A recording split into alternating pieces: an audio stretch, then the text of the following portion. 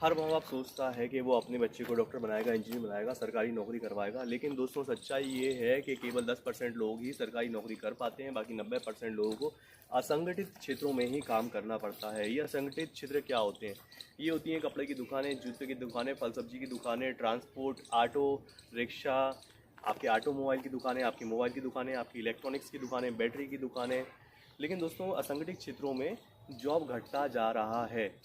पहले क्या होता था और अभी क्या होता है, मैं आपको सिनेरियो 1 और सिनेरियो 2 के माध्यम से बताता हूँ। सिनेरियो 1 में क्या होता है कि ग्राहक लोकल दुकानदारों पे जाकर के ख़रीदारी करता है और वो दुकानदार में 8 से 10 लोग या 15 लोग काम करते हैं। ये दुकानदार जब अपने कर्मचारियों को पैसे देता है तो वो कर्मचारी लोकल मार्केट में जाके कपड़ा खरीदता है, फल खरीदता है, सब्जी खरीदता है, किराए से रहता है तो मकान मालिक को पैसा देता है और पैसे का फ्लो लोकल मार्केट में चलता रहता है और रोजगार बढ़ता रहता है। रोजगार अब सिनेरियो नंबर 2 समझिए दोस्तों, आजकल क्या हो रहा है। आजकल जब ग्राहक जाता है तो वह ऑनलाइन से परचेज कर लेता है, कपड़ा हो, चाहे वो ग्रॉसरी हो, चाहे वो फल हो, सब्जी हो, इलेक्ट्रॉनिक हो, मोबाइल हो, कुछ भी वो अमेजोन फ्लिपकार्ट से शॉपिंग कर लेता है। अब ऑनलाइन का पैसा आपके शहर में वापस नहीं आ पाता। मान लीजिए आपने ऑनलाइन और फ्लिपकार्ट अमेजोन से कोई सामान खरीदा तो वो पैसा दिल्ली मुंबई जहाँ पे वो कंपनियाँ हैं वहाँ उनके पास चला गया, वो पैसा ग्वालियर में वापस नहीं आ पाता। तो मार्केट से पैसा कम हो जाता है और पैसे का फ्लो ना होने से रोजगार भी कम होते हैं। रोजगार कौन देगा दोस्तों? क्योंकि वो दुकानदार रोजगार जो पहले सिनेरियो में हमारे दे रहे थे उनकी तो अब रोजगार कम हो गया। आपने ऑनलाइन फ्लिपकार्ट से परचेजिंग कर ली तो जो वहाँ पहले 10 कर्मचारी रखता था वो अब 5 कर्मचारी रखेगा और ये 5 कर्मचारियों को भी जो वो 10,000 सैलरी देता था वो अब 6,000 सैलरी देगा। तो इस तरीके से रोजगार कम हो जाते हैं। अब हमारे स्टूडेंट्स जो कि ये सोचते हैं कि हम MBA कर रहे हैं, इंजीनियर कर रहे हैं, हमें इन दुकानदारों से क्या लेना देना है, हमें तो कोई मतलब नहीं, हमें तो अमेजोन फ्लिपकार्ट से ही सामान खरीदना है। तो दोस्तों आपको बता दूं, आप बहुत बड़ी गलती करते हो। आपको जॉब नहीं मिलेगा मार्केट में, आपको मिलेगा बाबा जी का ठुल्लू। क्यों मिलेगा बाबा जी का ठुल्लू बता देता हूँ। MBA करके आप सोच रहे हो कि आपको 50,000 की जॉब मिलेगी, तो कहाँ मिलेगी? या तो सेल्स में मिलेगी, या तो आप ओप्पो वीवो का मोबाइल बेचेंगे, या फिर आप फाइनेंस कंपनी में जाएंगे फाइनेंस करेंगे, या फिर ऑटोमोबाइल सेक्टर में जाएंगे तो गाड़ी बेचेंगे। आप अगर गारमेंट सेक्टर में जाएंगे, टेक्सटाइल सेक्टर में जाएंगे तो आप कपड़े बेचेंगे। अगर आप इंजीनियर बन गए तो आपको मकान बनाकर बेचना है, मकानों के आर्किटेक्ट बन गए तो मकान के मॉडल बनाने हैं, दुकानें देनी है।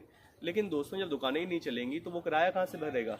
रियल एस्टेट डाउन, दुकानें खरीदेगा क्यों? Real estate down. अब आप सोचते हो ऑटोमोबाइल सेक्टर में गए, बढ़िया आप बेचेंगे मोटरसाइकिल कारें, तो मोटरसाइकिल कारें खरीदेगा कौन? अमेजोन फ्लिपकार्ट में बैठे दिल्ली मुंबई से खरीदेंगे। वो आपके शहर में ग्वालियर में खरीदारी करने नहीं आएंगे, भोपाल में इंदौर में खरीदारी करने नहीं जाएंगे। वो तो खरीदारी आपका लोकल दुकानदारी करेगा या उसके कर्मचारी ही करेंगे जो उनको मिलता था। अब क्योंकि दुकानें तो चल नहीं रही, कर्मचारियों को हटा दिया गया है, कम कर्मचारी रह गए, तो आप ऑटोमोबाइल सेक्टर में भी जॉब कम हो जाएंगी। भैया बिकेंगी, पहले 100 गाड़ियाँ बिकती थी, अब 80 बिक रही हैं, तो 20 गाड़ियों को बेचने के लिए कम सेल्समैन भी चाहिए और फाइनेंस भी कम गाड़ियाँ हो रही हैं तो फाइनेंसर भी कम चाहिए, तो आपकी वहाँ से भी जॉब गई। अब दोस्तों कपड़े अलग अलग ब्रांड के कंपनियां पहले गारमेंट्स बेचने के लिए सेल्समैन रखा करती थी, मैनेजर्स रखती थी, पूरी टीम रखती थी जो कि डिस्ट्रीब्यूटर और डीलर्स के पास जाकर के अपना ब्रांड बेचा करते थे। लेकिन अब जरूरत ही नहीं ना, ऑनलाइन फ्लिपकार्ट और ये सब मित्रा वगैरह अपना ब्रांड ऑनलाइन ही बेच रहे हैं। वहाँ कहाँ उन्हें सेल्समैन की जरूरत है? जरूरत है भी तो अब उन्हें 100 लोगों की टीम की जरूरत नहीं, अब समय उन्हें 2 लोगों की टीम की जरूरत है जो कि ऑनलाइन उनका हैंडल कर लेगा वो सारी चीज़ें।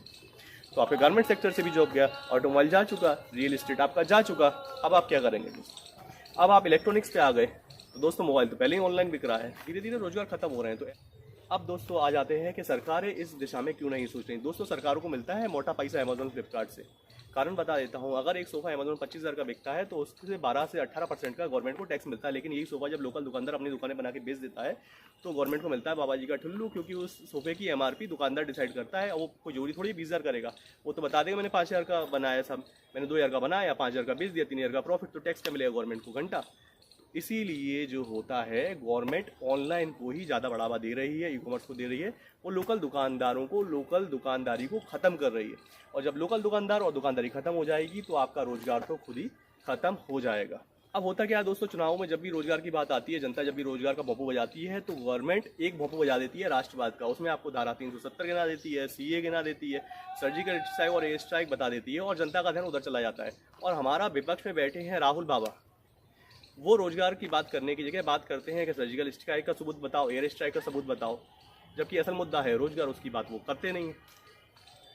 इसी तरीके से जब हमारी जनता थोड़ा सा शांत हो जाती है, बैठ जाती है, थका जाती है और दोबारा उसे जब रोजगार की ध्यान आती है, वो दोबारा रोजगार का पप्पू हो जाती है, तो फिर से हमारी सरकार एक और नया मुद्दा दिखाती है, वो है राम मंदिर, जय श्री राम। वहाँ पर हमारे राहुल बाबा एक नया मुद्दा, अपना गाना गाने लगते हैं अल्लाहू अकबर का। हमारे विपक्ष एक और गाना गाने लगती है भीम आर्मी का, जय भीम का, जबकि असल मुद्दा था रोजगार का, वो साइडलाइन हो जाता है जनता का।